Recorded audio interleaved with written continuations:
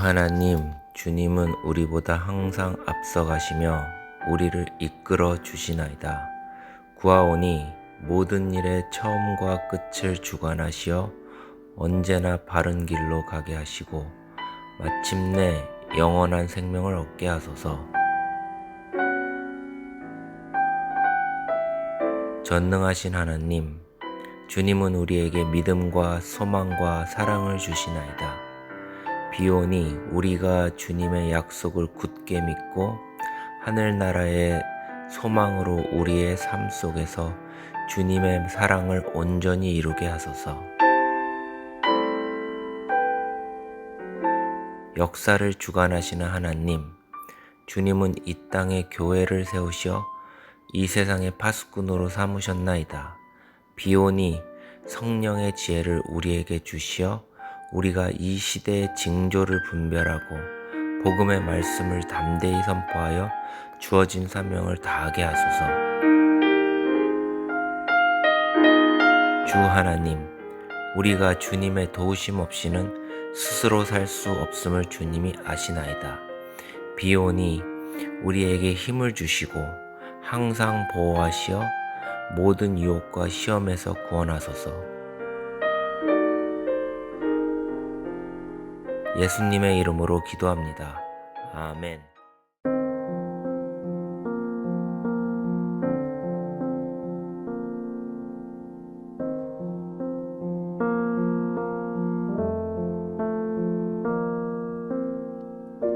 주의 임재 앞에 잠잠해 주 여기 계시네. 와서 모두 굽혀 경배해 신령과 진리로 주의 임재 앞에 잠잠해 주 여기 계시네.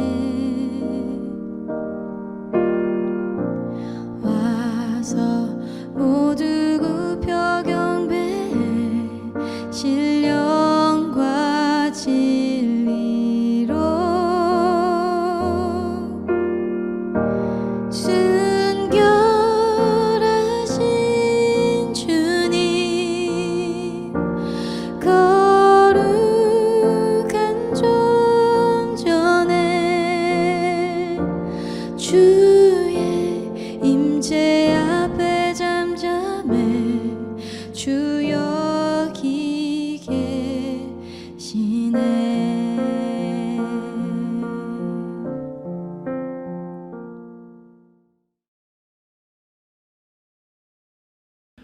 예수님과 제자들이 주로 활동했던 지역은 갈릴리라고 알려진 작은 어촌 마을이었습니다.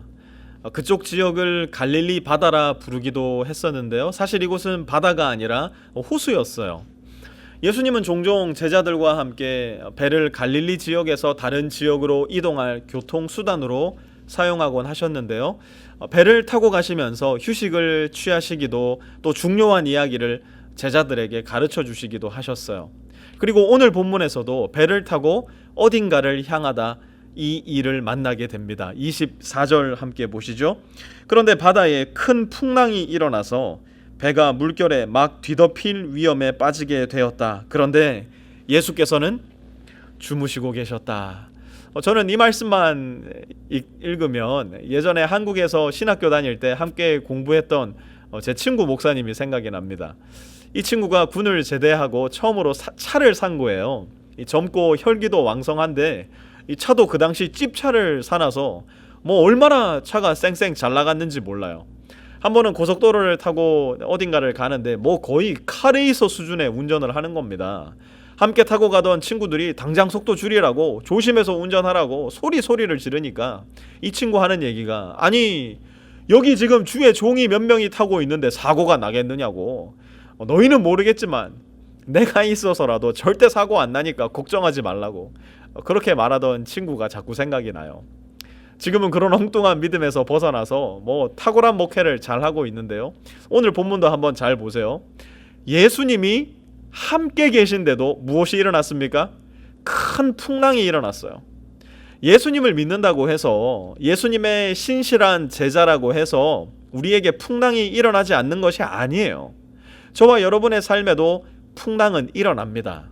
우리는 그것을 이미 경험으로 알고 있고 오늘 본문에서도 확인할 수 있으며 앞으로도 풍랑은 저와 여러분 인생에 일어날 겁니다. 이제 우리에게 중요한 것은 무엇일까요?